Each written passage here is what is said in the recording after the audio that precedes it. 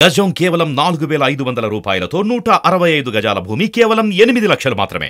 So మీ team leaders లో ఇద్దరు వీరాభిమానులు ఉన్నారు మెగా ఫ్యామిలీలో. గెటప్ సీను గారు, చిరంజీవి గారు, ఆది, పవన్ కళ్యాణ్ గారు. పరమ భక్తులు ఇద్దరులో ఎక్కువ ఓట్స్ ఎవరికి పడతాయి? ఎవరికి వాళ్ళదే, ఎవరి మీద వాళ్ళదే. నాకు బేసికల్గా ఆయన యాజ్ ఏ ప్రజాసేవకుడిగా బాగా ఇష్టం పవన్ కళ్యాణ్ గారు. ఆయన మనసు చాలా మంచిది, ఆయన ఆశయాలు వేరు, ఆయన గోల్స్ వేరు. అంటే ఆయన చెప్తూ ఉంటారంట, నాగబాబు గారితో చెప్పారంట ఒక మాట, చాలామంది వాళ్ళకి మనం తప్పించి ఎవరున్నారు, వాళ్ళ కోసం మనమే పోరాడాలి, మనమే కష్టపడాలి, వాళ్ళ కోసం ఈ జీవం పోయేంత వరకు నేను కష్టపడతానని చెప్పేవారు. గ్రేట్. అలాంటి డెఫినెట్గా చెప్తున్నా కదా, ఆయన ఉంటారు అంతే ప్రజల కోసం. అలాగే డెఫినెట్గా వర్క్ చేశారు కదా మీరు? నేను వర్క్ చేయలేదు, నేను కలిశాను. నేను కలిశాను, జనసేనకి పనిచేశాను, అప్పుడు వెళ్ళి క్యాన్వాసింగ్కి వెళ్ళాను. పిచ్చ ఫ్యాన్స్ ఉన్నారు కదా పవన్ కళ్యాణ్ గారికి. చాలా.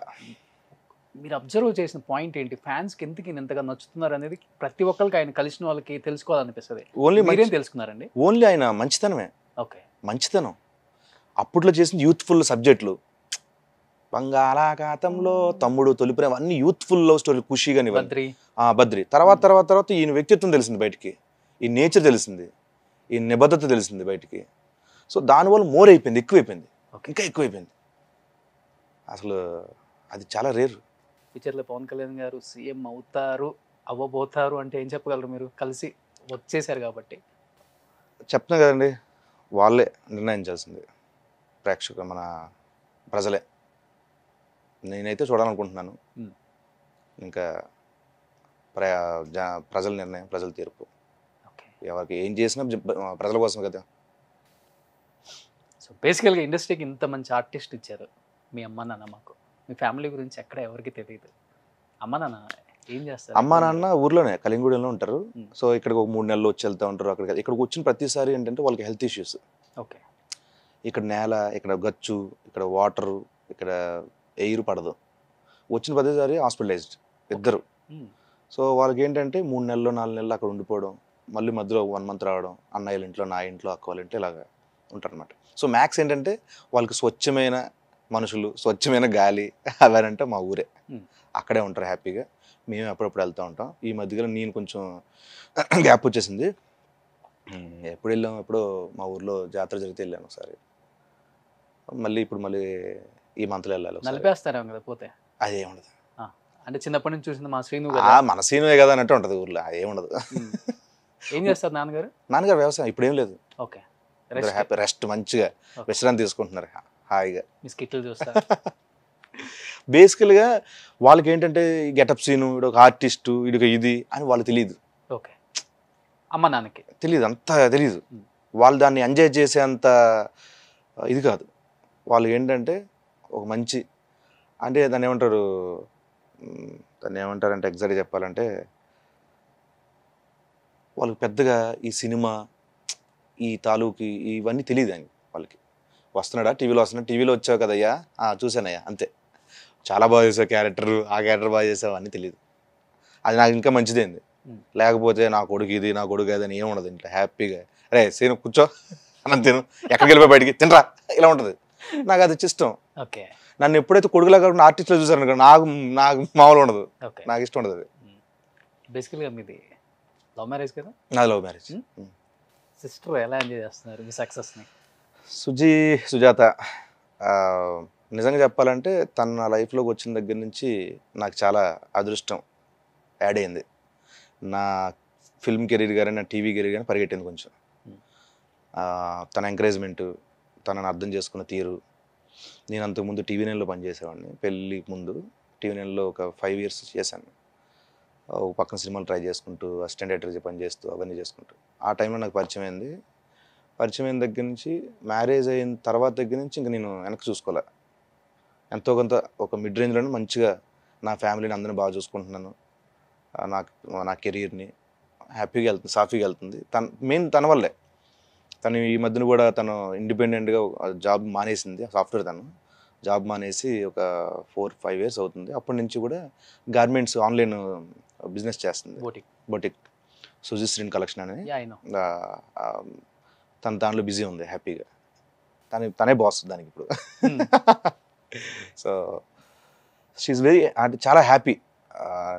ప్రతిసారి అంటది, నువ్వు నిజంగా ఎక్కడో నక్కతో ఎక్కడో తొక్కేవు ఏమండి మీరు, ఎందుకంటే లేకపోతే ఆయన చిరంజీవి గారు మిమ్మల్ని అంత బాగా చూసుకోవడం ఏంటి, అంత రిసీవ్ చేసుకోవడం ఏంటి, నాగబాబు గారు మీతో అలా ఉండడం ఏంటి, నిజంగా చాలా అదృష్టం. మ్యారేజ్ డేకి అప్పుడు నాది మ్యారేజ్ డే ఉంటే తీసుకెళ్ళా సార్ దగ్గరికి.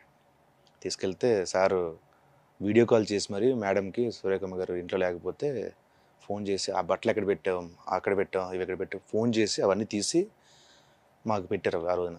సార్ ఒక్కరే ఉన్నారు ఇంట్లో అప్పుడు.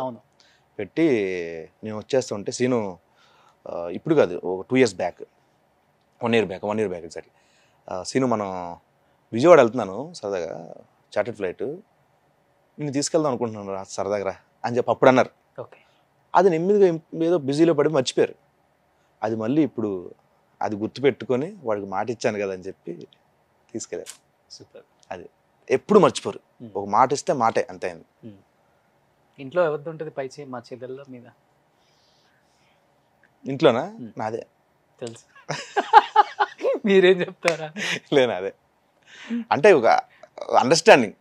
కొన్ని సందర్భాల్లో తగ్గాలి, కొన్ని సందర్భాల్లో నెగ్గాలి.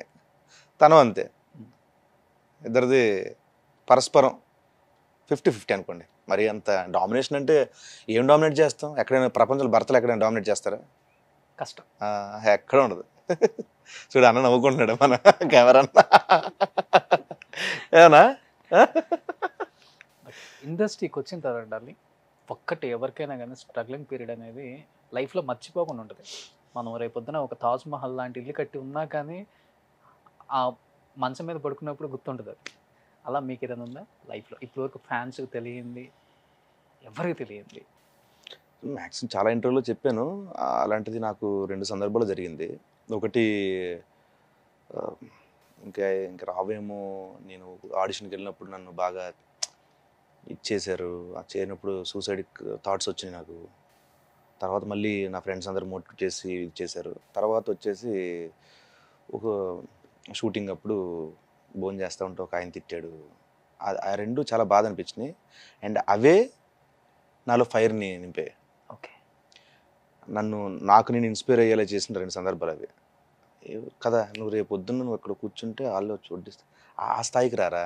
ఏమీ తెలియకుండా ఎందుకు తింటున్నావు ఇక్కడ, నువ్వెవరో తెలియదు ఇక్కడ, ముందు నువ్వు తెలుసుకునే కష్టపడు అని చెప్పి నాకు నేను మోటివేట్ చేసుకున్నా.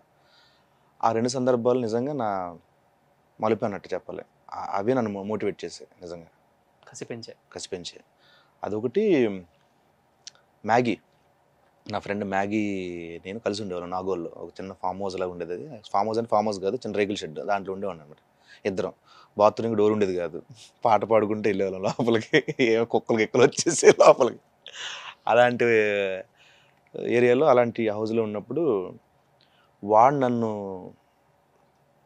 దగ్గర తీసుకొని నన్ను ఆఫీసుల చుట్టూ తిప్పేవాడు అనమాట, మ్యాగీ అని. అక్కడ ఒకరోజు వాడు ఊరు వెళ్ళిపోయాడు, నిర్మల్లో ఉన్నాడు, ఊరు వెళ్ళాడు. నా దగ్గర డబ్బులు లేవు, నేను ఎవరిని అడగలేను. అన్నయ్య అప్పటికే నాకు హెల్ప్ చేస్తున్నాడు. ఒక పక్కన ఇంటికి పంపించాలి, ఒక పక్కన వాడు చూసుకోవాలి, నాకు ఇవ్వాలంటే కష్టం వాడు కూడా. ఇంకా నా దగ్గర డబ్బులు లేవు. ఫోన్ చేద్దామంటే ఎక్కడో ఇబ్బంది పెట్టద్దులే అని చెప్పి అలా ఉన్నాను, తినట్లేదు.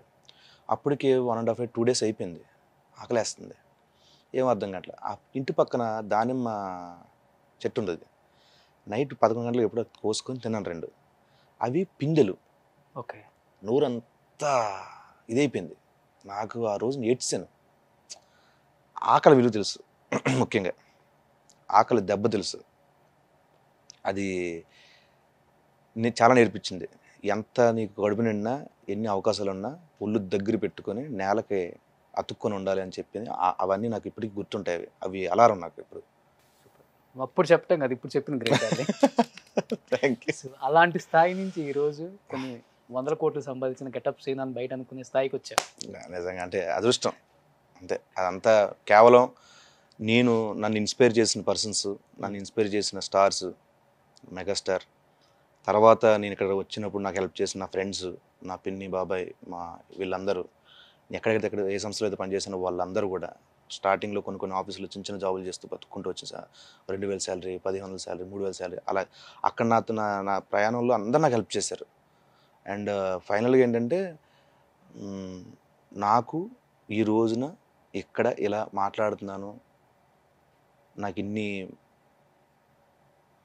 గుర్తింపు అనేది వచ్చిందంటే నిజంగా కేవలం మదర్ జబర్దస్త్ వల్ల. సూపర్. అంటే తల్లి జన్మనిచ్చింది, ఈ తల్లి పునర్జన్మ ఇచ్చింది, ఆర్టిస్ట్గా పుట్టించింది. బ్లడ్లో ఉందా ఆర్టిస్ట్, లేకపోతే ఆర్టిస్ట్ లక్షణాలు, యాక్టింగ్ లక్షణాలు, ఇన్ని గెటప్స్ వేయడానికి ఇన్స్పిరేషన్ అంటే ఎక్కడో కీ పాయింట్, కీ రోల్ ఉంటుంది కదా? ఉంది. ఫస్ట్ ఇన్స్పిరేషన్ చెప్తాను. ఫస్ట్ ఇన్స్పిరేషన్ ఏంటంటే ఆర్టిస్ట్ అవ్వాలి అనేది కాకుండా దాని మీద ఎక్కడో తెలియని ఒక చిన్న కనెక్టింగ్, ఇలాగ మన మగధీరలో అలా ఉండదు కదా, అలాంటిది ఎక్కడ జరిగిందని నాకు మా ఊర్లో సాంఘిక నాటకాలు వేసేవాళ్ళు. మా ఊర్లో కళా పోషకులు ఎక్కువ, కళాకారులు ఎక్కువ, కళా పోషణ ఎక్కువ. ప్రతి పండక్కి లక్ష్మణరావు గారని, రఘుప్రసాద్ గారని, మురళీ గారని ఇలా చాలామంది ఉండేవాళ్ళు. సూరిబాబు గారు, సూరి గారు అని చెప్పి, కృష్ణ గారు, బడ్డిగుడి కృష్ణ గారు, ఇలా చాలామంది మా దాంట్లో ఉండేవాళ్ళు. వాళ్ళందరూ చాలా పెద్దవాళ్ళు, మేము చాలా చిన్న చిన్న బుడ్డలు ఉన్నప్పుడు. ఓకే. సో నేను వాళ్ళు డ్రామాలు వేస్తుంటే క్యారెక్టర్ వేస్తాను అడిగి ఉన్నాయి లక్ష్మణరావు గారిని, ఒక క్యారెక్టర్ వేస్తాను అడిగాను. వాళ్ళు ఏది సరదాగా అడుగుతున్నారని అనుకునేవాళ్ళు. వాళ్ళ అప్పుడు నాటకాలు చూసి ఈ కింద మా ఊరు అందరూ విజులు కొట్టి చప్పట్లు కొడతా ఉంటే, అరే ఆహా స్టేజ్ ఎక్కి పర్ఫామ్ చేసి చప్పట్లు కొడతారా? ఎందుకంటే నేను ఎప్పుడు చప్పట్లు చూడలే. ఏదో స్కూల్లో ఎవరైనా బాగా పాడితే చప్పట్లు కొట్టడం తప్పించి అంత జోష్ని చూడలే. ఓహో ఆర్టిస్టే బాగుంది. అలాగా మా ఊళ్ళో సినిమాలు వేసే వరకు దాన్ని ఇలా అగ్గిపెట్టి తీసి పెట్రోల్ వేసి వెలిగించింది మాత్రం చిరంజీవి గారు. సూపర్. నువ్వు బర్న్ చేస్తారు నన్ను. ఎస్ నువ్వు రా, నువ్వు పిలుస్తుంది ఆయన పర్ఫార్మెన్స్ అని పిలుస్తూ ఉంటాయి. నువ్వు రా, నువ్వు చెయ్యి, ఆర్టిస్ట్ అవ్వు, నువ్వు రా, నువ్వు డాన్సర్ అవ్వు, నువ్వు రా, నువ్వు మ్యూజిక్ కొట్టు, నువ్వు రా, రైటర్ అవ్వు. ఆయన మోటివేట్ చేసేది కూడా ఒక ఆర్టిస్ట్నే కాదు, ఒక డైరెక్టర్ అవుదాం అనుకుంటారు. ఏంటి ఈయన నేను ఎలాగైనా డైరెక్ట్ చేయాలని. డాన్సర్లు అనుకుంటారు ఈయన నేను కొరియోగ్రఫీ చేయాలని. అవును. మ్యూజిక్ డైరెక్టర్లు అనుకుంటారు ఈయన పాట నేను కొట్టాలని. లిరిసిస్టులు అనుకుంటారు ఈయన పాట రాయాలని. అని అలా అన్ని శాఖల్లో ఉన్న అందరికీ మోటివేట్ చేస్తారు. 40 years నుంచి కొనసాగుతుంది. Oh my god. అసలు ఇప్పటికి ఏ కొత్త వ్యక్తిని ఇక్కడికి పిలిచినా మీ ఇన్స్పిరేషన్ అంటే చిరంజీవి గారు అంటారు. అవును. ఒక్క సెకండ్ కూడా ఆలోచించారు. అవును. సో నాకైతే అలాగ వచ్చింది. మా ఊరు ప్రజలు వాళ్ళు చేసే ఆ సాంఘిక నాటకాలు, అక్కడి నుంచి తెర మీద సినిమాలు, చిరంజీవి గారు, జబర్దస్త్. అండ్ దీని మధ్యలో నాకు జబర్దస్త్కి ఈ సీనుకి గెటప్ సీన్గా మారే మధ్యలో నాకేంటంటే నాకు వేనన్న పిలిపించి ఆయన జబర్దస్త్లో అవకాశం ఇవ్వడం. తర్వాత నాగబాబు గారు. జబర్దస్త్ అంటే గెటప్ సీన్ అంటే జబర్దస్త్. మేధావులు ఉన్నారు మా దగ్గర. ఆది, రామ్ ప్రసాద్, భాస్కర్. ఆది కన్నా మేధావు అది. అమ్మో వాడు మామూలు మేధావు కదా. అయ్యో